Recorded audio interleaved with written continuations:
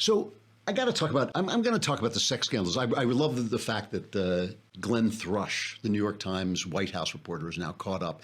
These women saying that he got them drunk and started mashing them and all this stuff. And the only reason I like that is because Thrush is one of the guys who was exposed in some of the WikiLeaks emails as sharing his material with the Clinton campaign. And he said, oh, I'm just a hack. So you tell me what to write, basically. I'm a hack. And then the New York Times hired him to cover the White House, along with Maggie Haberman, who is also identified by the Clinton campaign. So the fact that he's now actually, who would have believed that a guy who declares himself a hack also had some other problems that might be a problem for them. I think he's been suspended by the Times while they investigate.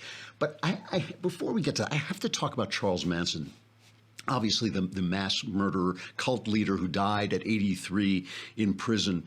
And the reason I want to talk about it, I spent my life as a crime writer. I'm a crime novelist. I write crime novels. And I started out very early on that I wanted to write novels that had meaning, that were rich, that were visionary, that had a vision, included a vision, and weren't just about who killed who and what action scene and all that. I wanted to do all that stuff so you would get so wrapped up in the story, and it would only be later as you were kind of coming back out of the story that you would start to think, yeah, there was also a kind of rich idea of what life is like. And if you're listening to Another Kingdom, you'll see it's not just a story about like ogres and monsters and murder. It's also a story that presents a vision of the world. It's not just political. It's also personal and religious and all kinds of things. But it's all kind of wrapped up in the story. And as I was looking at Charles Manson's story, reminding myself of what it was, it came to me like a crime novel, and I started to realize, this was in some ways a meaningful story. I mean, Manson was just a complete loser from the beginning. I mean, in some ways, if you could have pity for somebody who did so much evil, you would have to have pity for him. He was the bastard child of a prostitute. When he was born, this is kind of awful. It's kind of heartbreaking.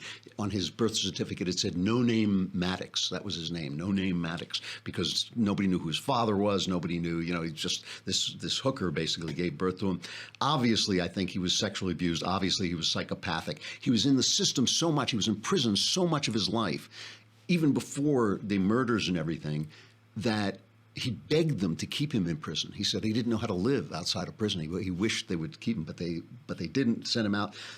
And then, I don't know how else to put this, Manson got his big break, and his big break was the 60s. And in the 60s, people don't remember now how things fell apart. They see the hippies, they see Woodstock, but they don't remember that the very fabric of American life kind of deteriorated in certain segments of society. In certain segments of society, if you looked at it, it was still going on as if it were still the 50s, but certain segments of society, college campuses, places where young people gathered, the underground artistic life, they really came apart at the seams. It's hard, it's hard to tell you what it was like to live through some of that as a little kid, or really I was a teenager, I shouldn't say a little kid, that, when I was a kid, we had a health class, and it was taught by Miss Rose from Florida. I'm sure she's passed away by now, but Miss Rose was like a nice Southern lady who came in, and she came in, this was her first year, and she came in to teach us about health. It was called health, but it was really sex ed. That's what it was. And so she would come in and she would teach us how to be proper ladies and gentlemen. And meanwhile, things had so fallen apart. And I grew up in a very pleasant, nice suburb. Things had so fallen apart that I was sitting next to a girl I was sleeping with.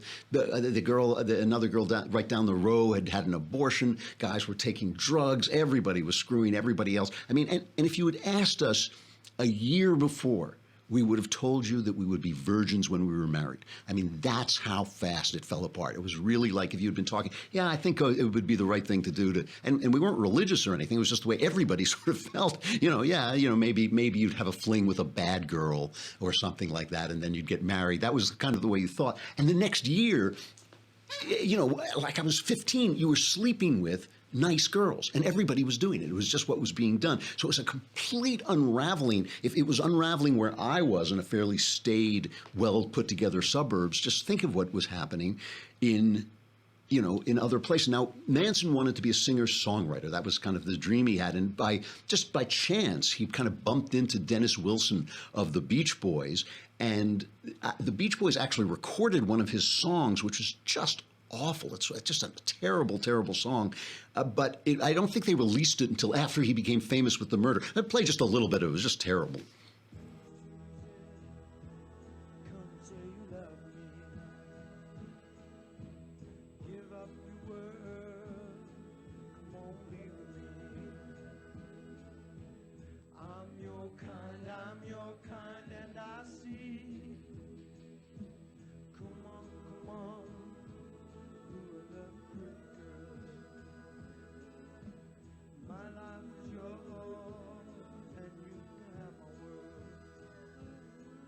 It's called something like Never Learn Not to Love or something like this.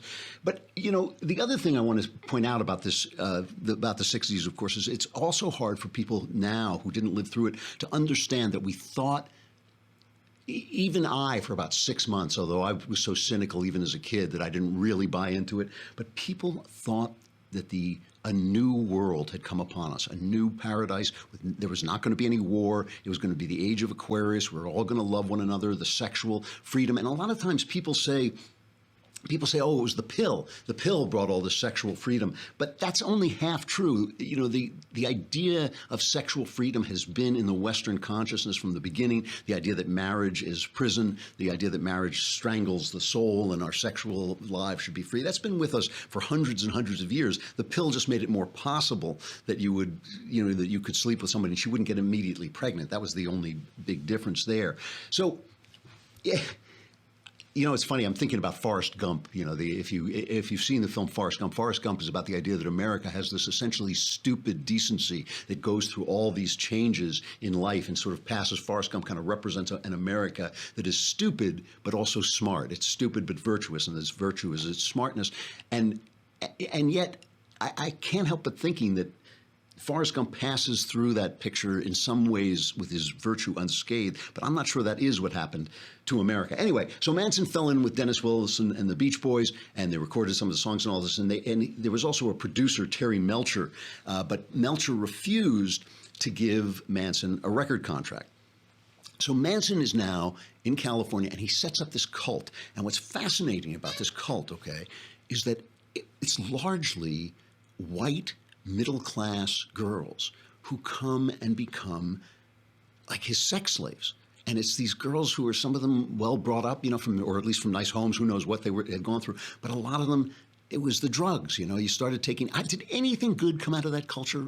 I remember being told, oh man, if you want to be a writer, you have to take LSD. And I kept thinking like, it's not making sense to me. You know, if you want to be a writer, your brain is all you got. Why would I take something that's going to turn it to glue? You know, and I never did. You know, I smoked a little dope. We all smoked dope, but I must have smoked dope like 5 times. And I thought like, it's boring, you know. But everybody was pushing LSD on you, mushrooms, cocaine, all that stuff. And I just kind of stayed away from it, but like nothing good came out of it. So a lot of these women started out, they started taking drugs, they started taking hallucinogens, and Manson manipulated them, and he would have sex with all of them, and he would tell them who they could have sex with, and he would tell them when they could have sex, and he developed this cult that was largely based on these white middle-class women. Here is one of them. Leslie Van Houten. Van Houten was one of the murderers in the Tate LaBianca murders that are the big murders that Manson was put away for. But she has received parole pending, I think, Jerry Brown's approval. I don't think she's gotten out yet. But here she is explaining to the parole board. This is an actual tape of her parole hearing. Now, and she's much older now, right? This is many, many years. It was 69 when the murders were committed. So we're talking like almost 40 years later, more than 40 years later. Here she is telling the parole board how she felt about Manson at the time. I believe that because I believed that Manson was Jesus Christ and that it was something that had to be done. And that while it was not something that I felt good about or that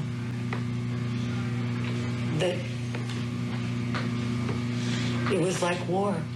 And we were going through combat training at the ranch and really prepped like that. And your belief system led you to believe that someone who was Jesus Christ would instigate racial wars between blacks and whites?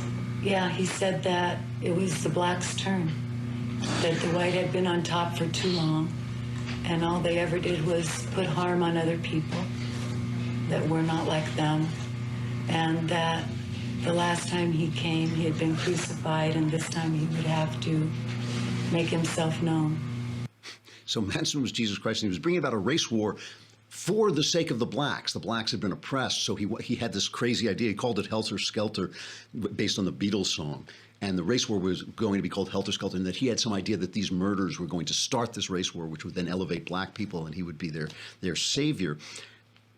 I can't help but be fascinated with the fact that women were taken in by this guy and were attracted to this guy. And we all know that when some of these sex killers and serial killers who go to prison, they get fan mail and love letters from women. There's something about them that women find, obviously not all women, some women find appealing, and this guy used that. And I just want to play a little bit of this interview with Manson, because when I look at Manson, I see like a street person. I see like a guy, I mean, just an absolute psychopath.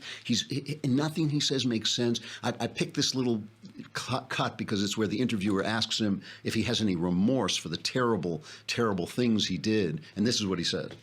From your words, as Mr. Emmons quotes them in this book, it's clear that you were guilty of murder, and yet he says in all his conversations with you, he never heard you express remorse. Have you never felt it? Remorse for what? You people have done everything in the world to me. Doesn't that give me equal right? I can do anything I want to you people at any time I want to, because that's what you've done to me. If you spit in my face and smack me in the mouth and throw me in solitary confinement for nothing, what do you think's going to happen when I get out of here? Guilty. I wouldn't do anything that I felt guilty about.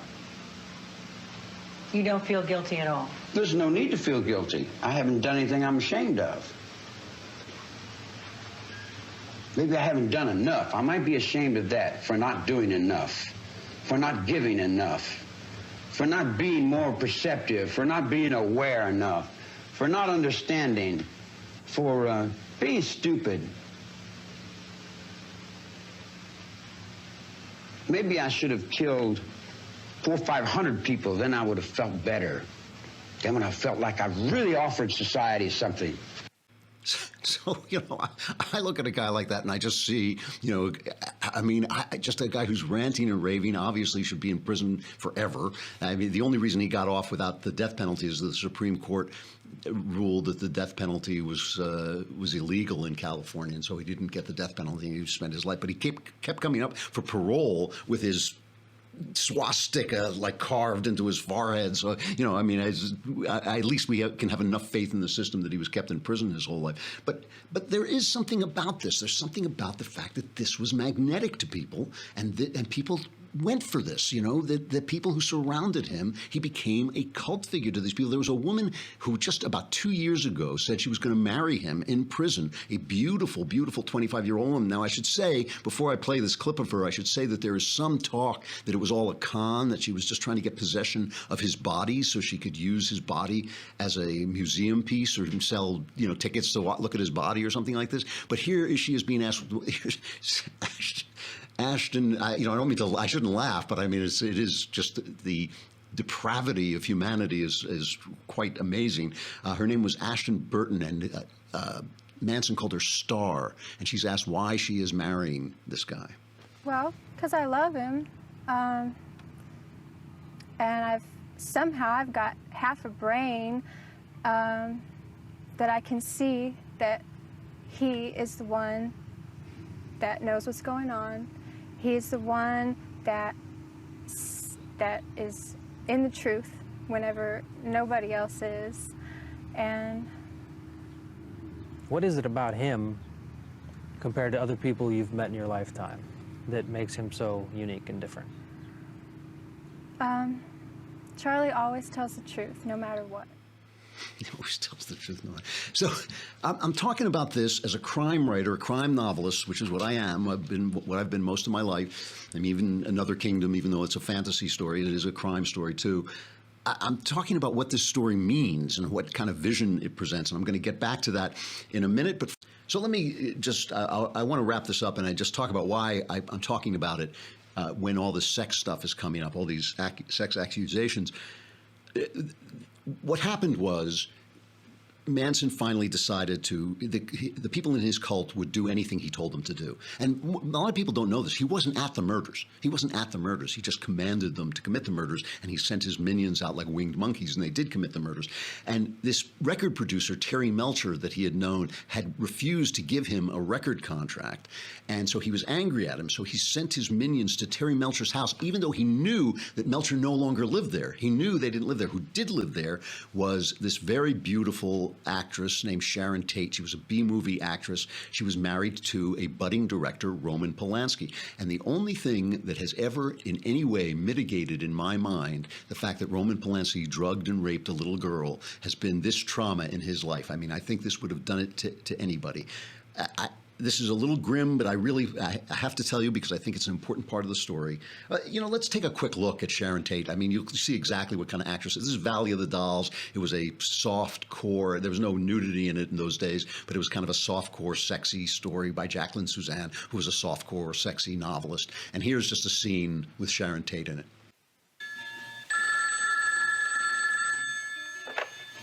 Hello? Yes, I'll accept the call. Hello, Mother. Well, I just got in. I thought it was too late to call you. But I just sent you $50 last week, Mother. Okay, I'll send you $50 as soon as I get my paycheck. You told me Gran's been sick, Mother, and I know about the oil burner. Okay. I'll take the mink to Uncle Ira's again. He'll give me a couple $100 for it.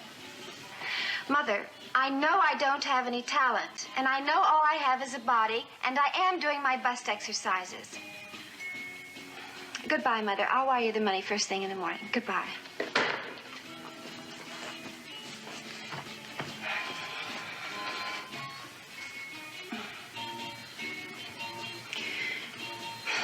Oh, to hell with him.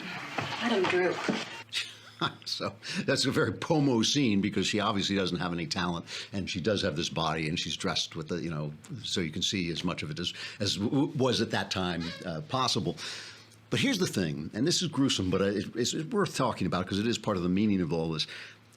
She was 8.5 months pregnant. And when these guys burst in with this insane mission to kill everybody in the room, they killed 8 people if you include they killed 6 people one night and 2 people the next night in another house.